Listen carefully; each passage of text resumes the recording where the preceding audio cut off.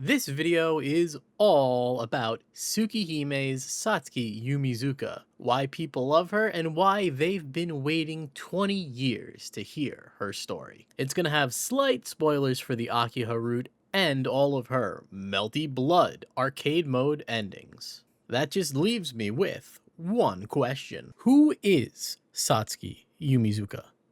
Toshiki Tono? No one. She's his classmate, yet he's never paid her any mind. He's got more important things to worry about. 8 years ago, he was in an accident that almost killed him. As a result, his body became weak and prone to bouts of anemia. This causes his father to disinherit him and send him to live with distant relatives, exiling him. That was until recently.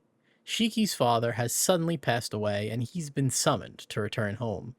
Shiki isn't keen on sharing this information, but Satsuki catches wind of it. This gives her the perfect excuse to talk to him. Satsuki is surprised that Shiki even remembers her name. This makes her happy, but Shiki is oblivious. The two are not close. To quote the man himself, "I can count the times we've spoken." Shiki Tono might as well live in a different world. He's just a loner, while Satsuki, on the other hand, is popular. No one has anything bad to say about her, which makes it all the more suspicious when she struggles to ask Shiki if he's moving away. She really wants to know if he'll be transferring schools. Shiki explains the situation, which relieves Satsuki. Shiki's best friend, Arihiko, derails the conversation, and the three talk about the string of murders that have been happening. The victims have had their blood drained, almost like the work of a vampire. We next see Satsuki during lunch. She interrupts, wanting to have a private word with Shiki. She's heard some rumors and she wants to know if Shiki has been roaming around at night. He tells her, no, can't be me. His family has a strict curfew. For some reason, Satsuki knows about this and his relatives. He asks how she would even know this information. No one in high school should know, since he moved in with his relatives right after his accident around middle school. Well, the answer is simple. Satsuki and Shiki were in the same middle school, and Shiki just forgot. Before he can say more, Satsuki leaves abruptly. Back in the classroom, Ari, Hiko, and CL tease Shiki about his secret meeting with Satsuki, and the school day continues as normal. On his way home, Shiki runs into Satsuki. Since he'll be moving back in with his family, he'll be going home the same way as her. She musters up the courage and asks to walk home together. For him, it's not that big of a deal, so he agrees. But to her, this means the world. Satsuki gets serious and reveals why that is. During middle school winter vacation, there was an incident with the badminton club. The whole team got stuck in an old shed that was used as a makeshift changing room. No one was around to rescue them. That's where Shiki comes in. He happens to be in the area and is able to rescue the team by cutting the door open using his mystic eyes of death perception, a power he developed after the accident that lets him cut anything. One of the girls he rescued was Satsuki. She was crying her eyes out, half frozen to death in that shed. And what does Shiki tell her to cheer her up? Go home and eat some soup. Ever since then, she's known that if she was ever in trouble, Shiki would come save her no matter what. Also, she became completely obsessed with him. But Shiki doesn't know that. Not wanting to ruin her faith in him, Shiki promises Satsuki that if she's ever in trouble, he'll come to help. This whole conversation has been a dream come true, but Satsuki brings it to an end with a smile and a goodbye, promising to see him at school tomorrow. Shiki returns home after 8 long years, but this is the Satsuki video. We are only here for Satsuki content. Skipped. The next morning, Satsuki is nowhere to be seen. A rumor is going around that a student has run away from home. When asked, Shiki's teacher confirms it. Satsuki is missing. How could the girl that was so happily talking to Shiki yesterday run away? She said she'd see him at school tomorrow. It just doesn't sit right with him. He just has this gut feeling, although that might be the anemia. Shiki passes out and wakes up in the nurse's office hours later. On his way home, he sees something he can't ignore. Flowing, long, blonde hair. Skin as white as snow. A woman walking in the distance. The mere presence of this woman awakens something in Shiki, but before he can pursue her, he catches a glimpse of Satsuki, breaking him out of his trance and putting him into a new one. Shiki chases Satsuki with all his might. He keeps calling to her, but she's just paying him no mind and keeps walking. He can't catch up to her. He loses track of her and comes to find that it's midnight. He's been chasing her for hours. At this point, he cuts his losses and decides to go home. On his way back, he hears a commotion from a back alley. Against his better judgment, he goes to check it out, but nothing could have prepared him for what he walked into. The back alley is drenched in blood, guts, and viscera. Body parts lay strewn about like a horror movie. It looks to be the remains of 4 people. Suddenly, one gets up and attacks Shiki. The person is nothing more than shriveled skin and bones, but has immense strength, tearing into Shiki's shoulder. Just as fast as the attack started, the creature disintegrates before him, turning into ash and bone. The sea of carnage is interrupted by a familiar voice. It's Satsuki's. She accuses Shiki of being the one who did all of this. He tries his best to plead his case, but notices Satsuki is acting strangely. He looks closer and notices drops of blood coming from her sleeves. Her hands are covered in blood. She was the one who killed these people. Satsuki has been turned into a vampire. Being a vampire in Tsukihime isn't a pleasant experience. Satsuki is in constant pain. She's cold and can't stop coughing up blood. Shiki desperately wants to help her, but she tells him to wait for her. She's going to become a great vampire, and then she'll come see him. She flees the scene, leaving Shiki in a state of shock. Shiki makes it back home a little worse for wear. His sister Akiha patches him up, but he can't get his mind off of Satsuki and the promise he made. He has to help her, no matter what. The next day, when night comes, Shiki goes to leave when he's stopped by Akiha. He reassures her that he's just going out to help a friend, and promises to come back. He doesn't wait for a response, and hurries off into the night. He searches all night and finds Satsuki in the park, alone, in pain, and in need of help. Despite her distress, she tells Shiki to stay back. She once again admits to the murders, but she needs the blood to survive. Shiki doesn't want to accept it. He wants to take her to a hospital, find some way to cure her, but there's no coming back from this. Satsuki confesses her feelings for Shiki. Ever since he saved her, she's been obsessed. All she ever wanted was for Shiki to know she existed. Deep down, she knew he never would, but was content with just watching him. She asks Shiki if he likes her. He had one conversation with this girl and is now spending his nights chasing after her, even though she turned into some crazy vampire monster. I think it's pretty clear that yes, he likes her. This is not the answer Satsuki wanted to hear. It's going to make what happens next harder to do. She has a coughing fit, spewing up lumps of blood, but that was a trick to get Shiki closer so she could sink her fangs into his neck, injecting her vampiric blood into him. Now, Shiki will be just like her, and since she's the one who infected him, Shiki will have no choice but to obey. She orders him to get up and come hold her to make her feel better. Shiki's body and takes a step back. Her blood is having no effect on Shiki. It's almost like someone else has control over his body. Shiki is still trying to hold onto the hope that he can save Satsuki. He cannot see the writing on the wall. She tries to bite Shiki again, but he swipes at her leg with his knife and runs away. She chases him through the town until he ends up in a back alley. Before he can think of his next move, an object hits Shiki's back, knocking him down. It's a decapitated head. Satsuki killed the guy, ripped his head off, and threw it at Shiki. Cornered, Satsuki justifies why she needs to kill people.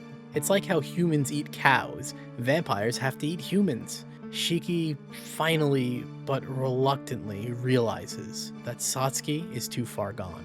He cannot save her, but he can help her. Shiki takes off his glasses and the lines of death invade his vision. Satsuki also fades from his vision. She moves super fast and throws Shiki into a wall. Waves of pain overwhelm him and his vision goes black. Satsuki throws Shiki around this back alley like a rag doll. He is able to land a clean hit on her arm, but As she cries out in pain, he stops to see if she's okay. Satsuki repays this kindness by launching Shiki into the air, slamming him into the back of the alley.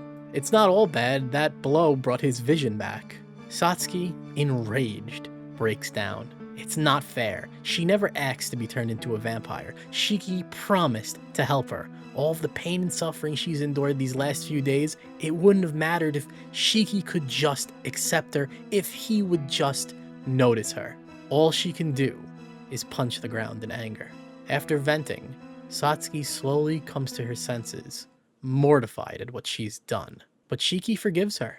Satsuki is cold, alone, and in pain. There is only one thing Shiki can do to help. He tells Satsuki it's okay. She can drink his blood.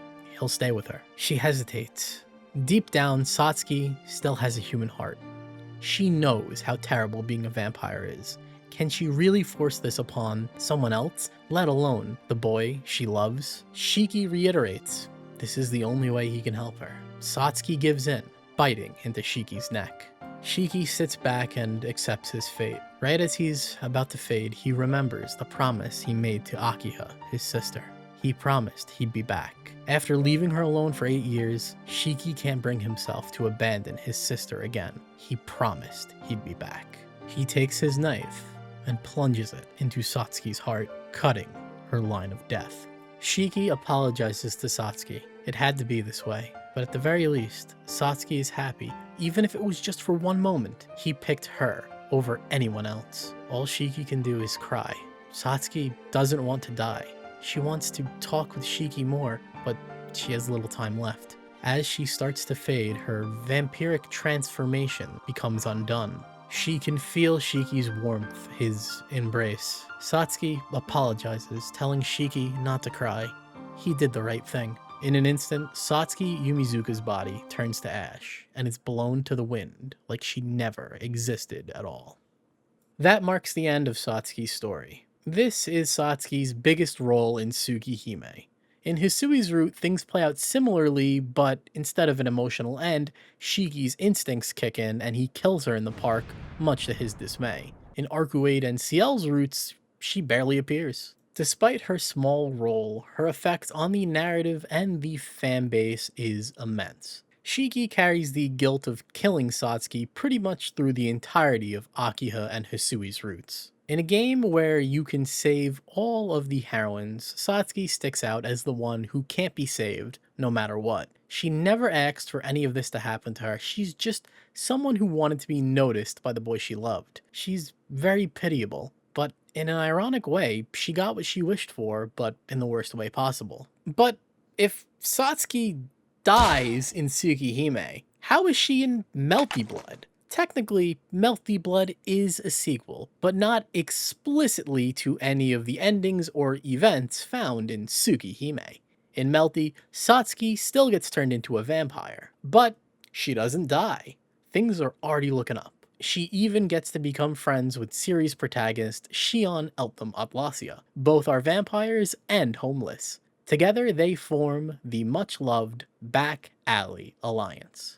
Satsuki's first playable appearance would be in Melty Blood React, the second revision of Melty Blood. Satsuki is Melty's first grappler character. She fights using grabs and brute strength. They took her short fight with Shiki where she threw him around and made it into a full move list. Her animations are goofy and unrefined. She clearly doesn't know how to fight, but her raw strength backs her up. My favorite move of hers is the cartoon wind-up punch. In her arcade mode, she goes out to protect the city. Shion and Ciel try to stop her, but she is determined to save the city and protect Shiki. She crosses paths with White Len and Aoko, the two masterminds behind React's story. She puts an end to their schemes, but gets no recognition from anyone, especially Shiki. Shion consoles her, and the two plan to surprise Shiki.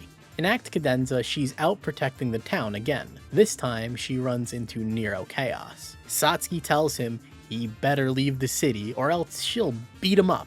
Nero is shocked by her boldness, gaining a little respect for our rookie vampire. Satsuki succeeds in driving Nero off, and the town is safe once again. In Actress again, Shion has disappeared, so Satsuki goes out to find her. She runs into none other than Michael Roa, who reveals a shocking secret. He is the one who bit her and turned her into a vampire, but he doesn't realize one thing. He's just as irrelevant as her. She offers him a spot as a rookie recruit of the Back Alley Alliance, making him very upset. So Satsuki puts him in his place. Later on, she runs into Rhys Bife, beats her up, and defeats the Dust of Osiris. In the end, she gains a new friend in Rhys Bife, and the Back Alley Alliance become an iconic trio who protect the city from the shadows.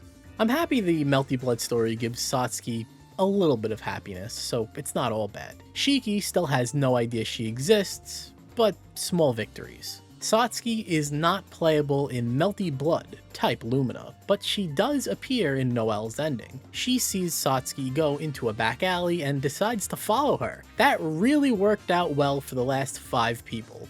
Good luck, Noelle. So that's just it for Satsuki. She dies in the main story and gets some friends in Melty. Well, not originally, because she was supposed to have her very own route. Kinoko Nasu, Tsukihime's writer, had always planned for her to have a route and even got around to writing out rough ideas. Ultimately, he would never get to tell her story, opting to focus on other projects like Kaigetsu Toya and Fate Stay Night. Nasu has been extremely tight-lipped about Satsuki's route over the years, but they did give us a small glimpse of what could have been in Tsukihime Plus Disc.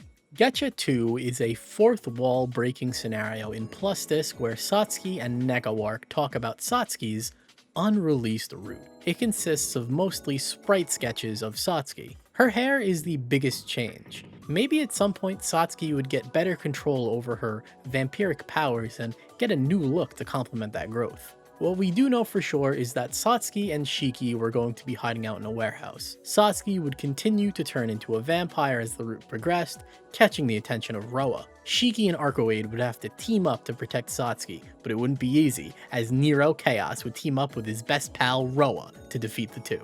The school would go up in flames, the town swarmed by Nero's beasts, and it would be up to Satsuki to turn the tides. Also, there is a giant cannon on top of the Tono Mansion that can kill vampires. I like to think Akiha was piloting that cannon, trying to kill Satsuki, because she's jealous, and she would do that. This sounds like it would have been the most action-packed route in the entire game. It's implied that Satsuki is not your average vampire, which is confirmed in a very strange place, the Melty Blood Act Cadenza PlayStation 2 manual. It states, she was unremarkable as a human, yet has exceptional talent as a vampire. The fact that she was able to operate as a dead apostle less than a day after being bitten is totally unheard of. That just makes things more ironic. The helpless girl turned into a creature of the night turns out to be a once-in-a-generational talent with limitless potential. Honestly, it sounds like something straight out of Fate Stay Night. After the success of Fate Stay Night, Type Moon decided that they're gonna remake Tsukihime. But work on it didn't start until the release of Mihoyo in 2012.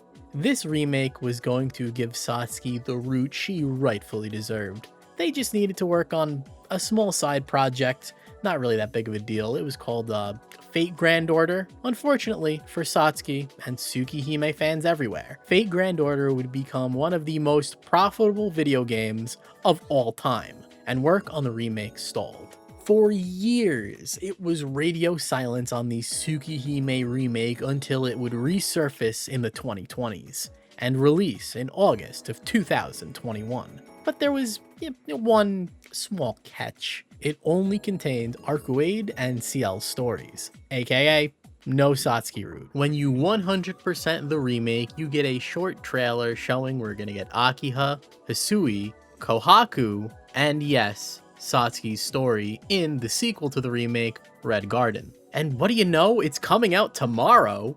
20 plus years and counting. Satsuki fans are still waiting for her route. Isn't it sad? Well, what about Adaptations? Any good Satsuki content there? Are the Satsuki fans gonna get thrown a bone? In the anime, and manga, they added her name to the list of those killed in the hotel massacre. Don't worry, it's revealed she's fine, just a little dramatic fake out and I guess extra motivation for Shiki. I think they just threw that in there to mess with all the Satsuki fans. In the anime, they have her confess to Shiki. He rejects her and she cries. I mean, we all love the anime, but that's going too far. Well, that was depressing. How about I share 2 fun Satsuki facts? In Melty, if you use her arc drive on Shiki or Nanya, she'll have a unique voice line. Take a listen.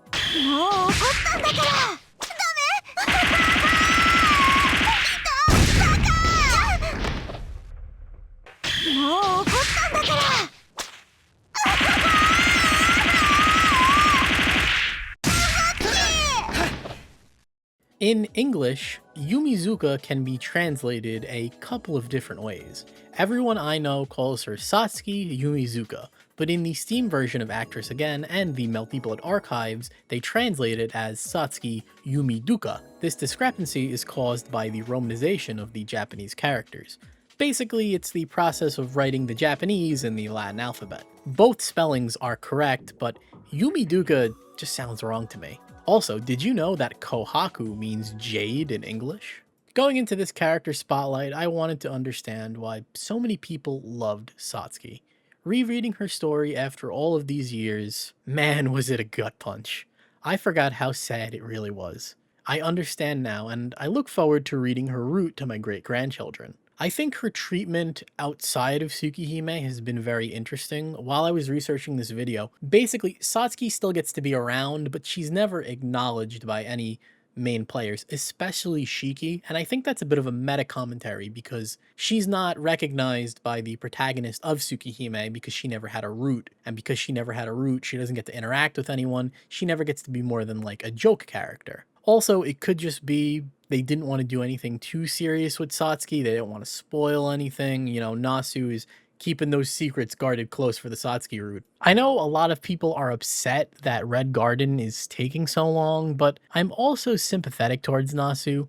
This is a story he's had in his head for decades, and he knows he has to deliver after making the Satsuki fans wait for so long. It's not an enviable position to be in. The seeds of Satsuki's story have been planted, and I cannot wait to see what they grow into in Red Garden. And that was the Satsuki character spotlight, one of Melty Blood's most tragic characters. Next time on Type Moon June, it's another episode of Weird Fighting Games. If you can guess what game it's about, you'll be featured in the next video. The hint from last video was very hard, but I believe in challenging people, so this one's gonna be just as hard. This is your only hint. Alright, until next time, have a happy Type Moon June.